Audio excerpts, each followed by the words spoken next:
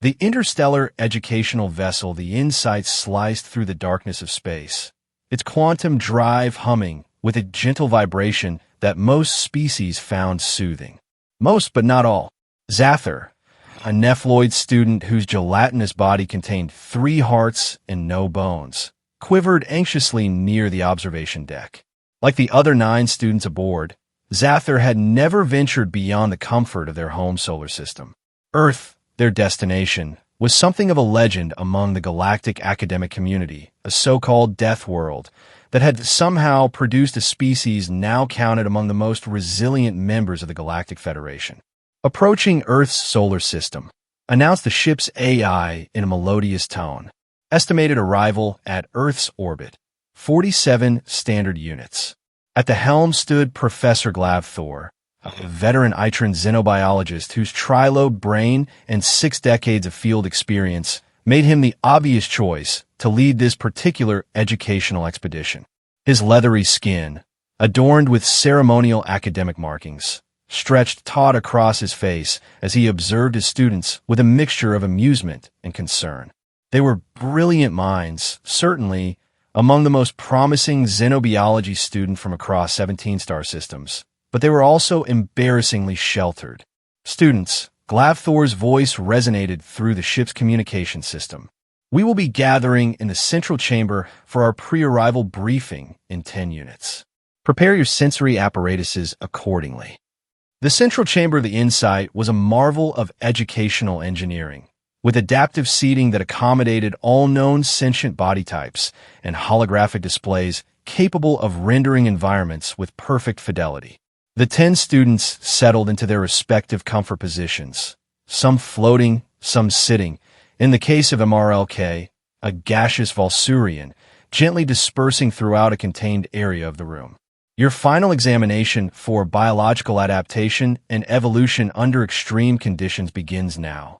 Professor Glavthor announced without preamble, his 3 eyes blinking in sequence, a sign of solemnity among the Itran. Earth, as you've studied, is classified as a Class 9 Deathworld. Can anyone tell me why? High gravity, atmospheric pressure, and temperature extremes, answered Plix, a crystalline Sarthorian whose academic records were as flawless as their geometrically perfect body. Not to mention the indigenous species' peculiar fondness for conflict.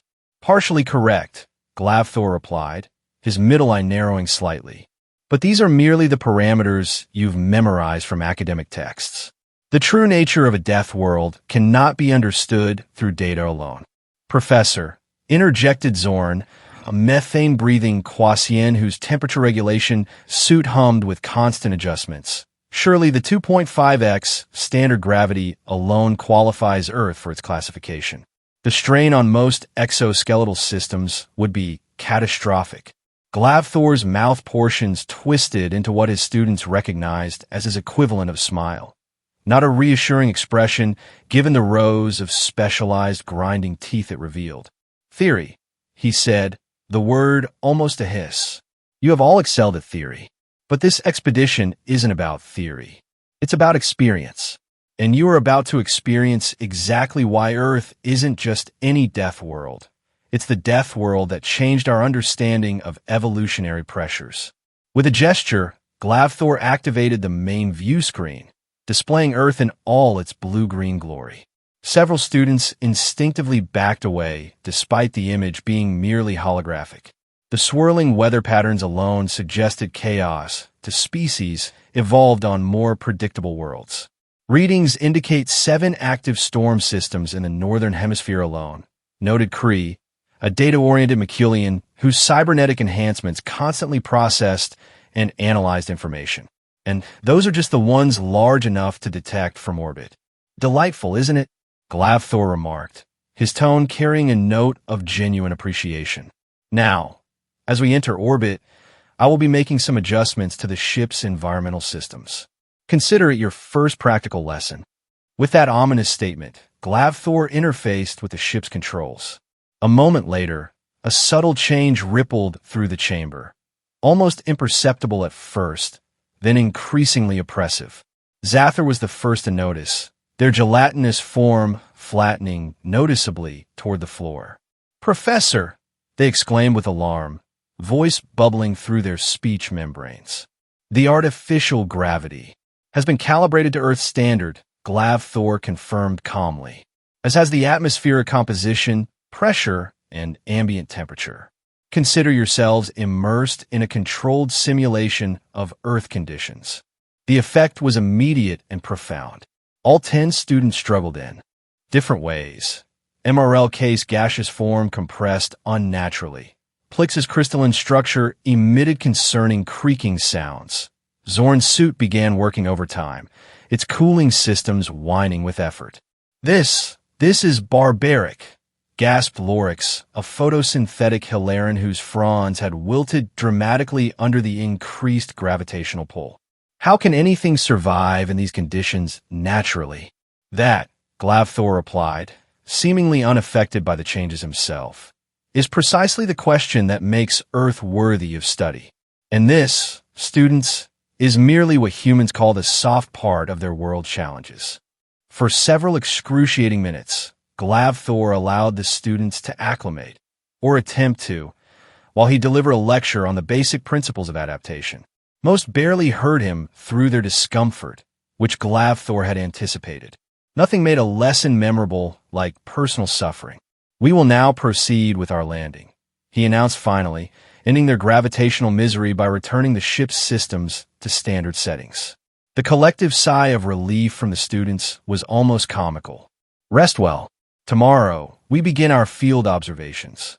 The landing site, selected for its biodiversity and relative isolation from human population centers, was a tropical location near what the humans called the Amazon basin. As the ship settled on its landing struts, the external sensors began logging thousands of distinct life forms within a mere 100-meter radius.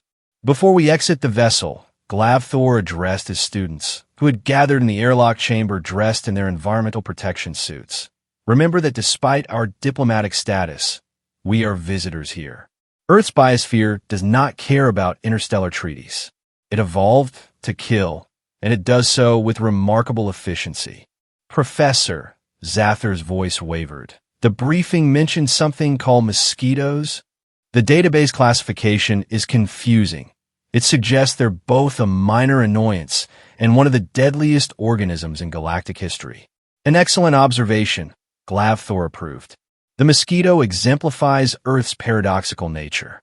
Individually insignificant, collectively catastrophic. They've killed more humans throughout history than humans have killed each other. An impressive statistic given humans' notable talent for intraspecies violence." With that less than reassuring clarification, Thor activated the airlock. The door slid open, and a wall of humid heat enveloped them. The sounds that assaulted their auditory organs were overwhelming, a cacophony of calls, buzzes, and rustles that suggested life in densities that most civilized planets had engineered away thousands of years ago. "Welcome," Thor announced with an unsettling enthusiasm, "to Station 1. The first hour of their expedition consisted mainly of the students struggling to walk in the uneven, spongy terrain while swatting at various flying insects that seemed unnaturally attracted to their protective suits. Plix, whose crystalline form generated a distinct electromagnetic field, was particularly popular among the local wildlife. "These creatures are primitive but persistent," Plix complained as a particularly large dragonfly bounced repeatedly off their cranial segment. "Do they not recognize a silicon-based life form as inedible?" "Evolution rewards exploration," Thor replied, casually brushing what appeared to be a hand-sized spider from his shoulder. "Even unsuccessful attempts provide data. Earth species have collectively decided that everything should be investigated as either potential food or potential threat, often both simultaneously. As they ventured deeper into the rainforest, the diversity of hazards increased exponentially. Lorix stumbled into what Thor identified as a fire ant colony, resulting in immediate painful swelling of their root-like appendages. Zorn's protective suit registered dangerous levels of plant-produced toxins in the air. Kree's sensors detected no fewer than 14 venomous snake species within striking range of their current position. "This is madness," declared Trill, a binary-formed Bashian whose twin bodies normally moved in perfect harmony but were now struggling to navigate the treacherous terrain. How did pre-technological humans survive here? The statistical probability of death seems near certain. And yet, Glavthor noted with scholarly detachment, they not only survived but thrived. This environment shaped them. The humans who settled these regions developed specialized knowledge, tools, and biological adaptations. Those who didn't died, finished MRLK grimly, their gaseous form condensing anxiously within their containment suit. Nature's most effective teaching method, agreed Glavthor. Now, shall we proceed to the river? There's a particularly fascinating ecosystem interaction I'd like you to observe. The river, a churning brown expanse of water that looked thoroughly inhospitable to the students, proved to be even more densely populated with life than the forest. Glavthor pointed out numerous species lurking beneath the surface, many equipped with impressive arrays of teeth, toxins, or parasitic capabilities. The water contains microorganisms that would colonize most of your digestive systems within minutes, Glavthor explained cheerfully. For some of you, particularly our gaseous and crystalline colleagues, the parasites would have to evolve new methods entirely, which they might well manage given enough time. Is that something in the water? Zathar pointed a gelatinous appendage toward a ripple moving against the current. Ah, excellente observation. That would be a juvenile caiman, a crocodilian predator, Glavthor confirmed. Not quite large enough to consider most of you prey, but its mother is almost certainly watching us from somewhere nearby, and she would find several of you quite digestible. As if on cue, a massive scaled form broke the water surface 30 meters downstream, jaws opening to display an arsenal of conical teeth. Fascinating evolutionary consistency, Glavthor commented, seemingly unconcerned as the creature began moving in their direction. The basic design of crocodilians has remained largely unchanged for over 200 million years. When perfection is achieved, natural selection simply performs maintenance. The students, significantly less appreciative of evolutionary perfection, began a hasty retreat up the bank. All except Nyx, a tentacled aquarian whose natural environment was liquid. Nyx had ventured closer to the water's edge, their scientific curiosity momentarily overriding their survival instincts. The morphological adaptation of the jaw musculature is, Nyx's academic observation was cut short as something long and transparent whipped from the water and wrapped around one of their tentacles.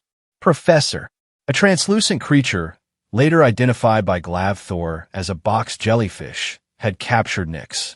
Before anyone could react, Nyx was pulled partially into the water, their normally blue skin turning an alarming shade of purple where the jellyfish's tentacles made contact. Glavthor moved with surprising speed for his age and build, activating an emergency medical device that severed the jellyfish's tentacle and administered a nanomedicine countermeasure to the toxin. The students watched in horror as the detached tentacle continued to sting Nyx even after separation from the main organism. Single-minded evolutionary purpose, Glavthor commented, helping the shaking aquarian back to safer ground. The nematocysts, stinging cells, fire automatically upon contact. They don't require central nervous control to deliver their payload. That thing is barely sentient, gasped Nyx, their affected tentacle now neutrally suspended in a medical containment field. How can something so simple be so dangerous? Complexity is not a prerequisite for deadliness, Glavthor replied. Often it's the opposite. Earth's simplest organisms are frequently its most lethal. Bacteria, viruses, prion. The environment here rewards effective killing mechanisms regardless of the cognitive complexity behind them. After ensuring Nyx was stabilized, Glavthor announced they would be departing for Station 2. The collective relief among the students was palpable, though it was quickly replaced with apprehension about what fresh horrors awaited them. Our next observation site will provide a stark contrast, Glavthor explained as the insight lifted off. Earth contains nearly every extreme environment type known to xenobiology, often within relatively short geographical distances. Several hours later, the InSight descended through thick cloud cover into a landscape that seemed the antithesis of their previous location. Where the rainforest had been chaotically alive, this terrain appeared still and white, stretching in undulating plains to the horizon. Northern taiga, Glavthor, identified as they donned different protective gear, thermal this time. Temperature outside is approximately -30 degrees on the human Celsius scale. That's Kree's computational systems worked quickly below the freezing point of water, and significantly below the operational temperature range of 17 known sentient species. 23, if you include the methane-based life forms in the Andromeda arm, corrected Glavthor. And yet, humans not only survive here, but have built permanent settlements. Observe. The exterior display showed a distant cluster of structures, lights glowing warmly against the frigid landscape. Smoke rose from several chimneys, suggesting active habitation despite conditions that would kill unprotected members of most galactic species within minutes. We will be exploring a section of forest approximately 2 kilometers from that settlement. Glavthor continued. Local wildlife includes several large predator species that humans have variously worshipped, hunted, and domesticated throughout their history. This time, it was Zorn who seemed most distressed. My environmental suit's capabilities are already at 67% capacity, just maintaining my internal temperature. Extended exposure could lead to system failure. A valid concern, acknowledged Glavthor, which is why our excursion will be brief. Consider an exercise in adaptation through behavioral modification rather than physiological change. The bitter cold that greeted them outside the ship was beyond anything the students had experienced. Even through their protective gear, the temperature difference was immediately apparent. Their breath crystallized in the air, and the silence was profound, broken only by the occasional crack of freezing tree limbs. The apparent stillness is deceptive, Glavthor explained, leading them along a path that crunched beneath their various forms of locomotion. The life here has evolved to conserve energy during these cold periods. Many species enter suspended animation states. Others have developed remarkable insulation methods. Some simply migrate to escape the conditions entirely. Logical adaptations, Plix noted, their crystalline form actually functioning better in the cold.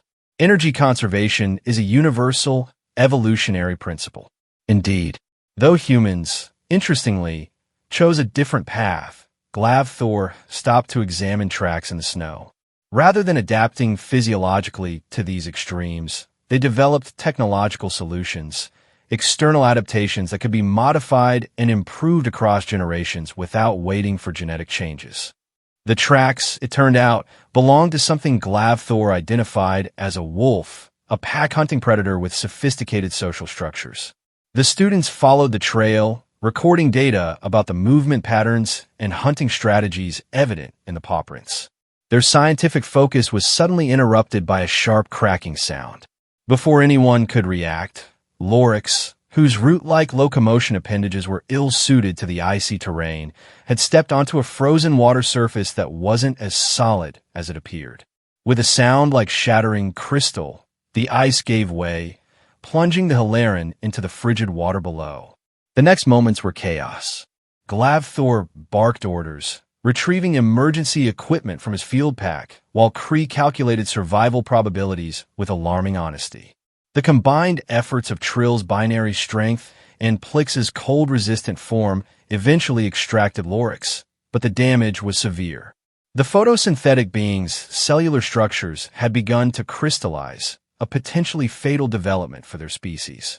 Back aboard the InSight, the medical bay worked to stabilize Loryx while the remaining students gathered in the central chamber, shaken by their second near-disaster in as many outings. I believe, ventured MRLK cautiously, that we have sufficiently observed Earth's environmental challenges. Perhaps we should consider the empirical data adequate for our studies. Retreat after 2 stations. Glavthor's tone made his disappointment clear. We have barely scratched the surface of Earth's educational potential. The humans live in these conditions their entire lives, not just as scientific tourists, but as residents. They've built civilizations in both the environments we visited and far worse ones. But they're physiologically adapted to this planet, protested Zather. We are not. This isn't education. It's unnecessary risk. Glavthor's 3 eyes blinked in sequence again, but this time it signaled contemplation rather than solemnity. Perhaps you're right that direct physical exposure presents unacceptable risks. But our study need not end. For Station 3, we shall observe from a safer vantage point. The ship's sensors can provide us with detailed data without personal endangerment. This compromise seemed to satisfy most of the students, though a few, notably Plix and Cree, seemed almost disappointed to be denied further direct experience. Lorix's condition stabilized overnight, though they would require specialized care upon return to their home system. The following day, the InSight positioned itself at a discrete altitude above a human population center in what the locals called Florida, a peninsula with yet another distinct set of environmental challenges. This region, Glavthor explained as they gathered around the observation screens, experiences regular severe weather phenomena, hosts numerous dangerous indigenous species, and yet is one of the most popular human habitation zones. Our ship's surveillance capabilities will allow us to observe human behaviors in response to their environment. The displays showed multiple views of the area, beaches where humans deliberately exposed their fragile skin to damaging solar radiation, waterways teeming with the same crocodilians they'd encountered in the Amazon, though locally called alligators, and ominous weather formations gathering on the horizon. The weather monitoring systems indicate an approaching atmospheric disturbance, noted Cree. Classification, tropical storm, potentially upgrading to hurricane status within 24 hours. Local authorities have issued safety warnings. Excellent observation window, Glavthor approved. Now we can observe how humans respond to imminent environmental threats. What they witnessed over the next several hours defied the students' understanding of rational behavior. Despite increasingly urgent warnings from local information systems, many humans continued their recreational activities. Some even seemed to be preparing to interface more directly with the dangerous conditions. Are they evacuating those small water vessels? Asked Trill, observing humans busily preparing various boats. No, Glavthor replied, zooming one display to show better detail. They're securing them to remain in place during the storm. And those individuals, he indicated another screen showing people loading equipment into ground vehicles, are what humans call storm chasers. They intentionally travel toward weather events that could easily kill them. Suicidal behavior, suggested Nix, still recuperating from their jellyfish encounter. Quite the opposite. They consider its scientific observation, entertainment, or status enhancement activity. The risk is precisely the point. Surviving dangerous conditions voluntarily is a form of social currency in human culture. As the storm intensified, the ship's cameras captured increasingly bewildering human behaviors. A group of young humans were using portable recording devices to document themselves consuming food and beverages on a beach as the winds reached dangerous velocities. Another human had attached an artificial extension to their locomotion device, surfboard, Glavthor identified, and was preparing to enter the increasingly violent ocean. This cannot be typical behavior, protested Zather. Perhaps these are outliers, individuals with neurological abnormalities. Statistically significant sampling suggests otherwise, countered Cree, whose analysis systems have been processing human behavioral patterns. These risk-taking behaviors appear consistently across geographical locations, especially among younger specimens, but present in all age groups. A heated debate broke out among the students. Some argued that what they were witnessing represented evolutionary maladaptation, behaviors that would eventually be selected against. Others suggested it demonstrated remarkable cognitive flexibility, the ability to voluntarily override survival instincts for potential social or scientific gain. Glavthor let them argue, his 3 eyes watching both his students and the humans below with equal interest. Finally, he interrupted. Your perspectives all have merit, but they share a common flaw. You're applying rational frameworks to a species that evolved on a death world. Their relationship with danger is fundamentally different from yours. To truly understand, we need one final observation station. And this time, I believe direct experience is necessary, despite the risks. The students' protests were overridden by Thor's academic authority. The educational mission had specific objectives, and he was determined they would be met. After a suitable rest period, during which the tropical storm passed through the area, the Insight relocated to its final destination, a coastal region known for both its natural beauty and its concentration of hazards. Station 4 will be our most illuminating experience, Thor announced as the ship settled into position near a magnificent tropical bay. Here, we will observe not just humans in their environment, but humans actively engaging with their environment in ways that most galactic citizens would consider insane. As the students prepared to disembark, the ship's systems experienced an unexpected fluctuation.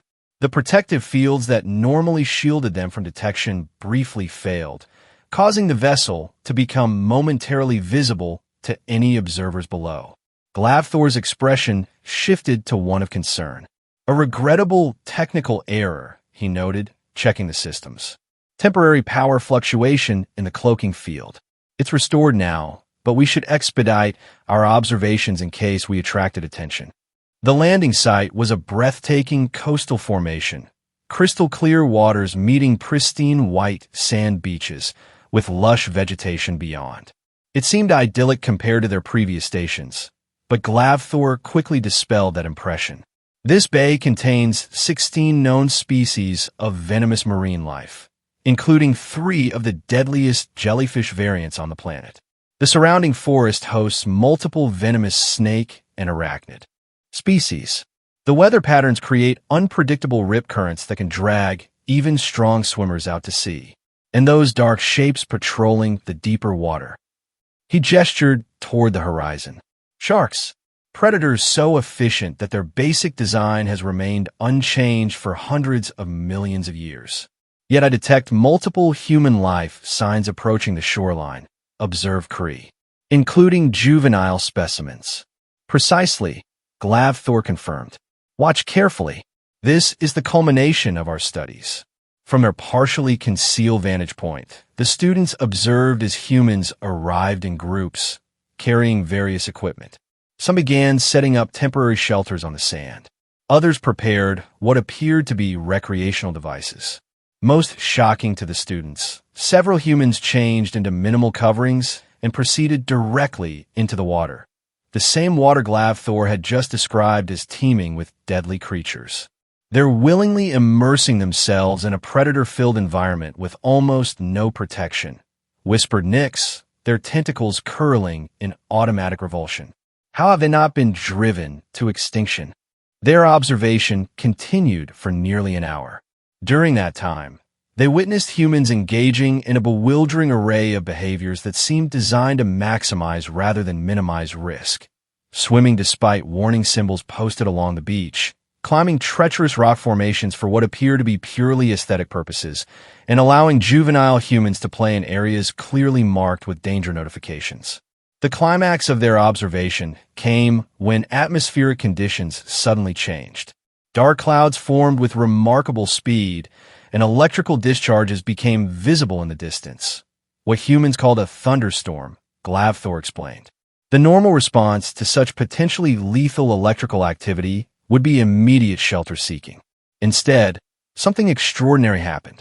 A group of humans who had been using modified boards to ride ocean waves not only remained in the water, but called to others to join them. Their excitement was clearly visible even from a distance. One human activated a portable recording device. Thor identified it as a GoPro and pointed at their own face while grinning widely, even as a massive wave approached behind them and lightning struck the water less than a kilometer away. "Professor!" exclaimed Zather in alarm. "They're in immediate danger. Shouldn't we interfere?" "Absolutely not," Thor replied firmly. "This is precisely what you need to understand. Watch." As if on cue, one of the dark shapes in the water, a shark, as Glavthor had identified earlier, began moving toward the group of humans. The students watched in horror, certain they were about to witness a predation event. The shark's dorsal fin broke the surface, clearly visible now even to the humans. One of the humans spotted it. Instead of the panic the students expected, the human pointed excitedly, alerting their companions. And then, inexplicably, the human with the recording device adjusted their trajectory to move closer to the shark. They're approaching the predator. MRLK's gaseous form swirled in agitation within their containment suit. This defies all rational behavior models. It defies your rational behavior models, corrected Glavthor. For humans, it's consistent with their evolutionary psychology. They are not merely surviving their death world. They're engaging with it, testing it, even celebrating it. The scene reached its peak of absurdity when the human with the recording device managed to capture footage of themselves, the approaching storm, and the shark in the same frame, all while balanced precariously on their wave-riding device. Their companions cheered rather than fled. "This is not scientific observation," protested Plix. "This is deliberate risk-seeking behavior without apparent survival benefit." "Is it, though?" Glavthor challenged. "Consider what you're witnessing from an evolutionary perspective. These humans are gathering knowledge about predator behavior, testing the limits of their environment, and demonstrating mastery over conditions that would kill most species. The ones who succeed gain status, knowledge, and potentially mating advantages. The behavior may seem irrational, but the evolutionary logic is sound." As if to prove his point, the situation resolved without disaster. The shark, after a closer investigation of the humans, changed course and returned to deeper water. The humans, far from being traumatized by the encounter, appeared elated. Their recording devices had captured everything, and they were already sharing the experience as they returned to shore ahead of the intensifying storm. "And they'll survive," Glavthor concluded, "not despite their seemingly reckless behavior, but in many ways because of it. This constant testing of boundaries, this refusal to accept limitations, this is how a species thrives on a death world, not by avoiding danger, but by understanding it intimately enough to navigate it." The students watched in silence as the humans packed their equipment and departed just as the storm reached the shoreline. The timing was precise, maximizing their experience while still escaping the most severe conditions. It was a dance with death performed with surprising expertise. As the Insight lifted off from Earth for the final time, the atmosphere aboard was subdued. The students, normally eager to discuss and analyze their observations, sat in contemplative silence. The vessel accelerated smoothly, leaving the blue-green death world behind and setting course for more hospitable regions of the galaxy. Finally, Zather broke the silence. "I used to think Earth was simply underdeveloped, a primitive world whose dominant species hadn't yet engineered away its inconveniences. I was wrong.